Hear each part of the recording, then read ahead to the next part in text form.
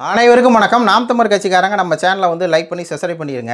நம்ம பல பேருடைய முகத்திரையை இதுக்கு மேலே தான் கிழிக்க வேண்டியிருக்குது.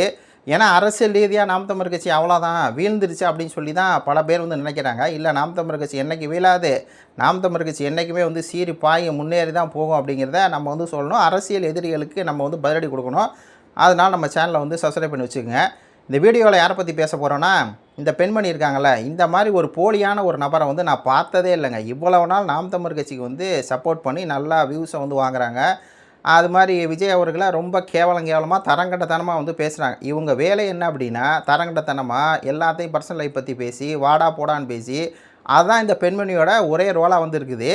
இப்போ இந்த பெண்மணிக்கு எப்படி ஆணவதே வந்திருக்கு அப்படின்னா, இடும்போன கார்த்தி தான் கட்சியை வந்து அழிக்கிறாரு. இந்த கட்சியிலேருந்து வெளியே போகிறதுக்கு காரணமே வந்து இடும்போன கார்த்தி தான். இடும்போன கார்த்தி தான் வந்து கூட்டு சதி பண்ணுறாரு.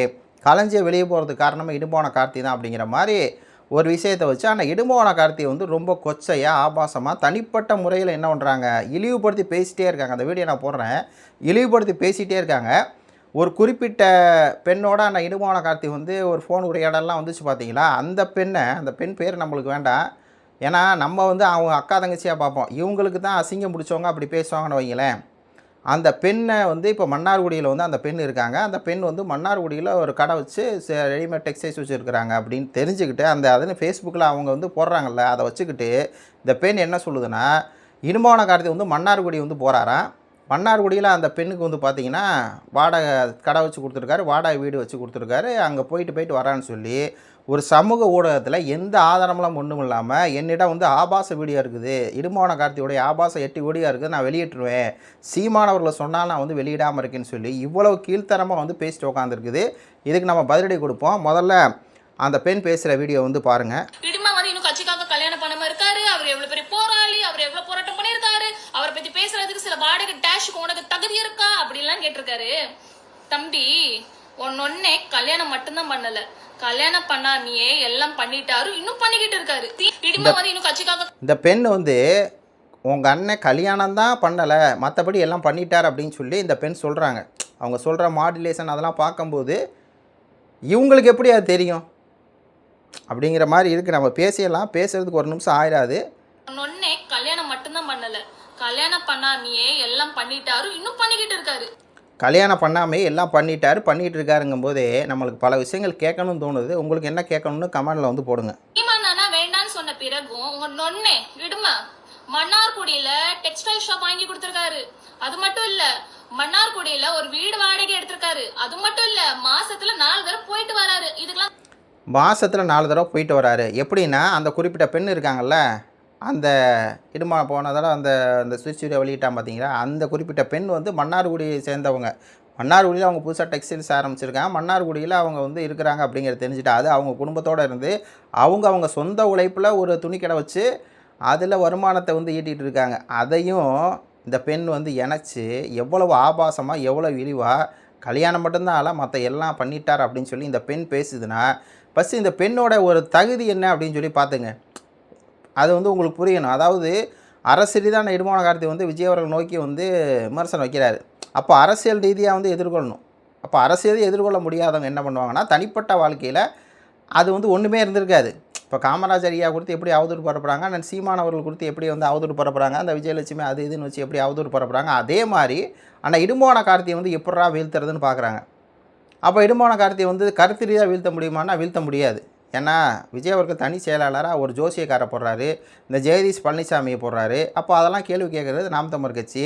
விஜய் அவர்கள் கரூர் சம்பவத்தில் எப்படிப்பட்ட விஷயம் பண்ணார் அப்படிங்கிறத எடுத்து பேசிகிட்டே இருக்கார். ஆனால் இடுமான கார்த்தி சமீபத்தில் கூட விஜய் அவர்களை அரசியல் கோலை, கரூர் வந்து ஓடி போனவர் தான் வரலாறு சொல்லும் அப்படிங்கிற அளவுக்கு எதிர்த்து பேசுகிறாரில்ல. அப்போ அரசியலே எதிர்கொள்ள முடியாதவங்க எப்படி சீமானை எதிர்கொள்ள முடியாமல் விஜயலட்சுமி பேசுகிறாங்களோ, அதே மாதிரி சாட்டையானன்னு அரசியல் ரீதியாக விமர்சனம் வச்சா அவரை எதிர்த்து பேச முடியாமல் அவங்களுடைய மனைவி வந்து எப்படி வந்து அவங்க மனைவி எடுத்து போட்டு அதை வந்து அவரை இழிவுபடுத்துகிறாங்களோ, அதே மாதிரி அண்ணன் இடும்போன கார்த்தியை வீழ்த்துறதுக்கு ஏண்டா பண்ணலாம் அப்படிங்கும்போது அந்த ஒரு ஆடியோ இருக்குல்ல, அந்த ஒரு விஷயத்தை வச்சுக்கிட்டு அந்த பெண்ணை வச்சுக்கிட்டு அந்த பெண் வந்து அப்படி இந்த அதை வீழ்த்தலாம் சொல்லிட்டு இந்த ரூட் மாஃபியாட்டை வந்து இந்த பெண் வந்து விலை போயிடுச்சு அப்படிங்கிறது மட்டும் நல்லா தெரியுது. ஏன்னா இந்த மாதிரி தனிப்பட்ட ரீதியாக பேசுகிற அளவுக்கு இடுமான கார்த்தி என்ன எந்த தப்புமே பண்ணலை.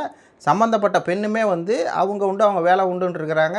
இடுமான கார்த்தியனே அரசியல் ரீதியாக வந்து டிபேட்டில் கலந்துக்கிறார், நாம் தமிழர் கட்சி மேடைகளில் பேசுகிறாரு, நாம் தமிழர் கட்சி கொள்கையை வந்து பேசுகிறார். அப்போது நாம் தமிழர் கட்சி கொள்கையை பேசுகிற ஒருத்தர் அவருக்கும் அந்த இது எல்லாம் முடிஞ்சு போன பின்னாடியும் அது எதுவுமே இல்லைங்கிற பின்னாடியும் இவங்க வந்து எல்லாம் பண்ணிட்டார் வச்சுட்டாருன்னு சொல்லி இந்த அளவுக்கு ஒருத்தர் மீது எதுக்கு அவதூறு பரப்பணும்? அவதூறு பரப்புகிறாங்க அப்படின்னா அதை வந்து நம்ம யோசிச்சுக்கணும். அதில் குறிப்பாக சொல்கிறாங்க, சீமான் அவர்கள் கேட்டுக்கிட்டனால தான் இந்த அம்மா வந்து வீடியோ வெளியிடலை அப்படின்னு சொல்கிறாங்க. கேளுங்க. உங்க அப்பன் கொடுத்ததா?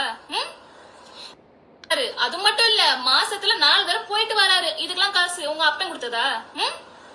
என்கிட்ட இதுக்கெல்லாம் காசு வந்து உங்கள் அப்பன் கொடுத்ததா அப்படின்னு சொல்லி கேட்குறாங்க. ஏன் இவங்க எதுவும் கொடுத்தாங்களான்னு சொல்லி நம்ம கேட்குற மாதிரி தான் இருக்குது பாருங்கள். 8 வீடியோஸ் இருக்கு. இடுமாவை அடிக்கிறேன்னு சொல்லிட்டு என்டிகேவை ஸ்பாயில் பண்ணிடக்கூடாதுன்னு ஒரே காரணத்துக்கு இந்த ஒரு 8 வீடியோ இருக்குன்னு சொன்னாங்கல்ல, அதனால தான் இந்த வீடியோ போகிறேன். என்ன 8 வீடியோ இருக்குது? 8 வீடியோனா என்ன 8 வீடியோ? என்ன 8 வீடியோ சொல்லுங்கள், முடிஞ்சால் வெளியிடுங்க. 8 வீடியோ இருக்குது, நான் வந்து வெளியிட்டுருவேன், நாம் தமிழர் கட்சி பாதிக்கும் அப்படிங்கிறாங்க. என்னம்மா உன்ட்ட 8 வீடியோ இருக்குது? அந்த 8 வீடியோ நீ வெளியிடுமா, நானும் பார்க்குறேன், நாங்களும் பார்க்குறோம். ஒரு வீடியோ கிடையாது, ஒன்றும் கிடையாதுங்க. சும்மா பிளாக்மெயில் பண்ணுறது, அரசியல் ரீதியாக வந்து கருத்து வைக்க துப்புக்கட்ட இந்த மாதிரியான ஒரு தரங்கட்ட நபர்கள் தனிமனித ரீதியில் அவர் வந்து அந்த பெண்ணோட அப்படி இருந்தார், இந்த பெண்ணோட இப்படி இருந்தார், இந்த பெண்ணோட இப்படி பேசியிருந்தார், இந்த பெண்ணோட இப்படி பேசியிருந்தார், இந்த பெண்ணோட புகைப்படம் எடுத்தார் அப்படின்னு சொல்லி அவதூறு பரப்புறது.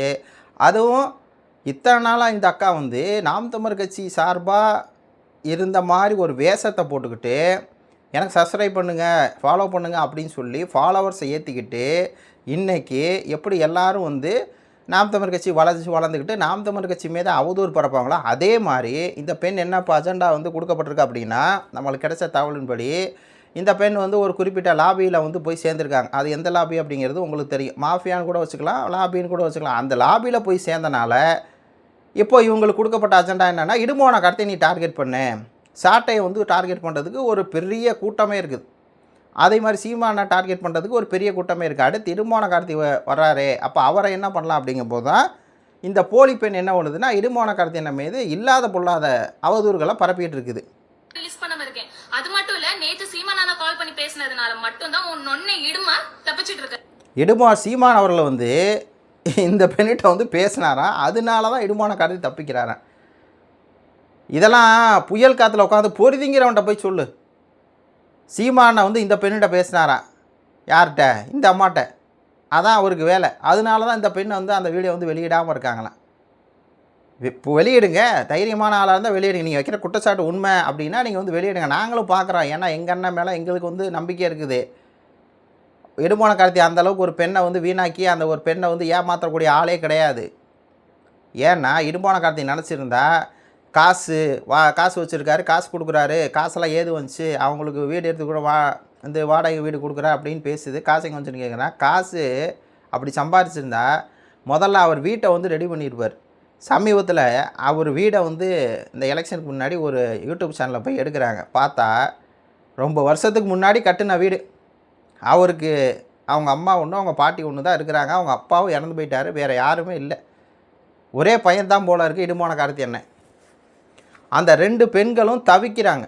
இன்னும் சொல்லப்போனால் அந்த பாட்டி ஓரளவுக்கு வந்து செயல்படுறாங்க, பேசுகிறாங்க. அவங்க அம்மா வந்து ஒரு நடக்க முடியாத ஒரு கண்டிஷனில் வந்து இருக்கிறாங்க.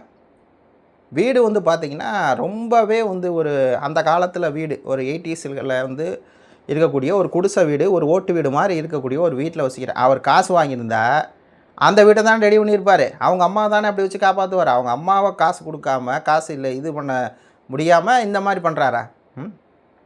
அப்போது அவர் வந்து எவ்வளோ உண்மையாக நேர்மையாக இருக்கார் பாருங்கள். அவர் நினச்சிருந்தா, இடுமோன கார்த்தி நினச்சிருந்தா, இப்போ இந்த ஜெய்சபாண்டியன் போயிட்டு பார்த்தீங்கன்னா நாம் தமிழர் கட்சியில் இருக்கவரே நார்மலாக இருப்பார். சொட்டைங்கிறது வந்து இயல்பு தான், எல்லாத்துக்குமே சொட்டை வந்து ஒழுக போகுது, அதை பற்றிலாம் யாருமே கவலைப்பட மாட்டாங்கன்னு வைங்களேன். எல்லாத்துக்கும் சொட்டையும் தொப்பையும் வந்து அது இயற்கையாக வந்து வரும்னு வைங்க.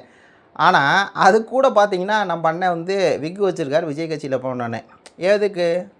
ஆனால் அந்த மாதிரிலாம் எதுவும் வந்து பண்ணால் பரவாயில்ல, அந்த மாதிரிலாம் எதுவுமே பண்ணாமல் கட்சிக்கு உண்மையாக நேர்மையாக இருக்கிறாரு. ஆனால் இடுமோன கார்த்தி அப்போ அவர் மேலே நீங்கள் சேற்றை வாரி இறச்சிடலாம். அப்போ சேற்றை வாரி இறக்கி என்ன பண்ணுறது? அந்த பெண்ணை வச்சுக்கிட்டு ஒரு ஜல்காட்டு காட்டுவோம் அப்படின்னு சொல்லிட்டு நீங்கள் பேசுகிறீங்க. இந்த பெண் வந்து பேசுது, நம்ம அதுக்கு வந்து பதில் வந்து நம்ம வந்து கொடுப்போம். நம்மளுக்கு எந்த பயமும் இல்லை, எந்த இதுவும் இல்லை. இன்னும் சொல்லப்போனால் இவங்க பெண்ணுன்னு பார்க்குறோம், அதனால் நம்ம மரியாதையாக பேச வேண்டியிருக்குது. இன்னும் இதே ஒரு ஆம்பளை சொல்லியிருந்தான் அப்படின்னா அவனுக்கு பதில் வந்து வேறு மாதிரி கொடுத்துருப்போம். என்ன அதான் அந்த கும்பல்கிட்ட போய் சேர்ந்த உடனே தனிப்பட்ட வாழ்க்கையை தான் பேசணும். 2வது இந்த பெண் எப்பயுமே தனிப்பட்ட வாழ்க்கையை தான் பேசுவாங்க. விஜய் அவருடைய தனிப்பட்ட வாழ்க்கையை ரொம்ப கொச்சை ஆபாசமாக பேசி வந்தாங்க. இப்போது இடுமோன கார்த்தி அண்ணா பற்றி ஆபாசமாக இழிவாக வந்து பேசுகிறாங்க. என்னடா கொடுமை அப்படிங்கிற மாதிரி தான் இருக்குது. எல்லாத்தையும் நம்ம வந்து சமாளிப்போம். இது குறித்து உங்களுடைய கருத்துக்களை சொல்லுங்கள். நன்றி, வணக்கம்.